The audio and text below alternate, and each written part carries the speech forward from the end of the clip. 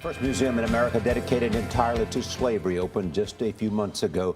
Michelle Miller traveled to Wallace, Louisiana, and found a surprising history, not just about a plantation, but her own family. Michelle, good morning. Good morning. Well, about an hour's drive from New Orleans along the Mississippi River sits a Civil War-era sugarcane plantation. The Whitney plantation looms as a stark reminder that our nation was built on the backs of slaves.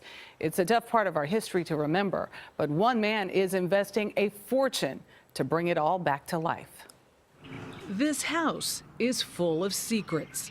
They would sleep on pallets on the floors. Beneath whitewashed ceilings, through quiet gardens, a dark history unfolds.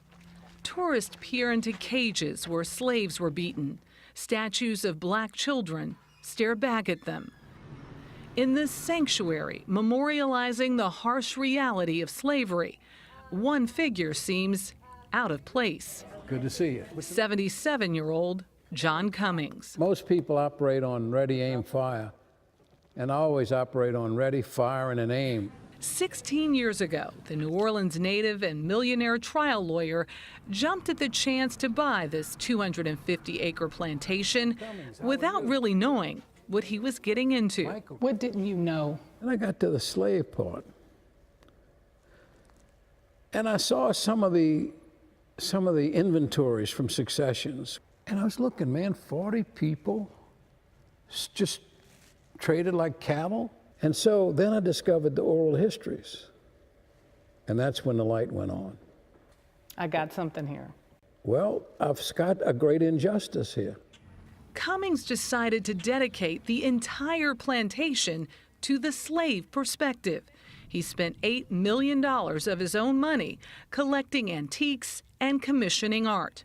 The vacant Whitney started coming back to life. I tell people when they say, well, why is a white man involved in this? I'll say, well, don't you remember it was a white man who caused all of this? Here we honor the memory of 107,000 people. To give it a voice, Cummings hired Senegalese historian Dr. Ibrahim Seck. It is just amazing how these people... Seck culled diaries and inventories from auction and estate sales.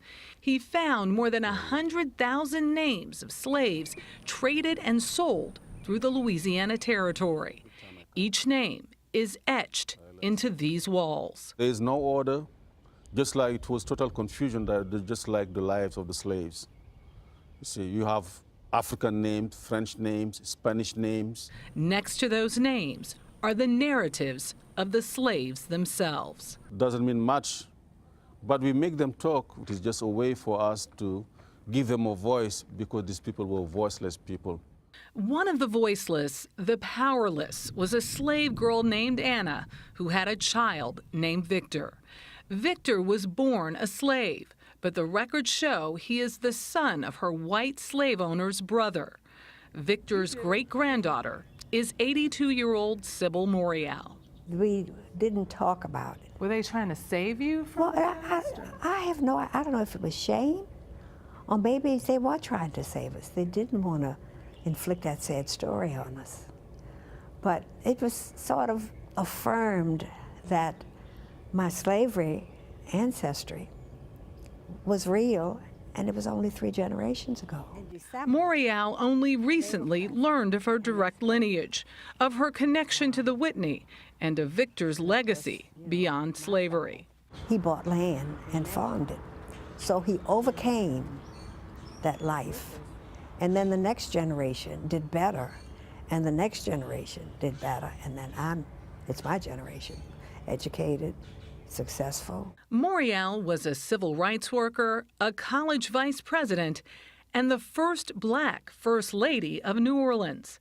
But I already knew that. I married her son, Mark. But how did you feel after you brought all of us together here?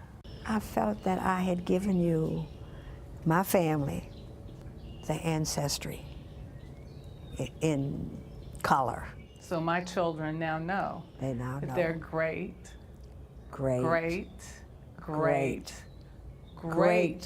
grandmother was an African slave. Knowing can be freeing, but most often here, it is painful. One of the last sights are these sculpted heads, replicas of 60 men beheaded for their role in a local slave revolt more than 200 years ago. But Cummings wants people to realize we aren't that far removed. You look at the paper and you'll see that some militant group has decapitated a French journalist, and we all wonder what kind of barbarians could do that. We did that. Americans, we did that. Americans with white skin, we did that. Do you feel guilty? No, only if I don't do what I'm doing right now. Over half of the people who come in here cry, and I cry. You still cry. I do. And proud of it. It affects me. The injustice is there. You really can't do anything about it to change it. But maybe you can change some of the effects of it. And that's what I think I'm doing. Just accepting that history can do that? Owning it. Perhaps John's most important point is that we, even today, are still living with the effects of slavery, poverty, illiteracy, and crime. And he's on a campaign to not only provide a quality education in his state, in Louisiana, but he thinks it's really important that everyone who can go to college and who can't afford it gets to go for free. What a story. Yes, oh my bravo, God. Mr. Cummings. This morning, I asked myself, when I look at that story and I look at the first story we saw today, In South Carolina. and ask, is there a connection? That's a question we all have to ask ourselves, each and every one of us, because then it opens us to the possibility of, you know, what our beliefs are, certainly what our biases are, and I think it's a question that needs to be asked.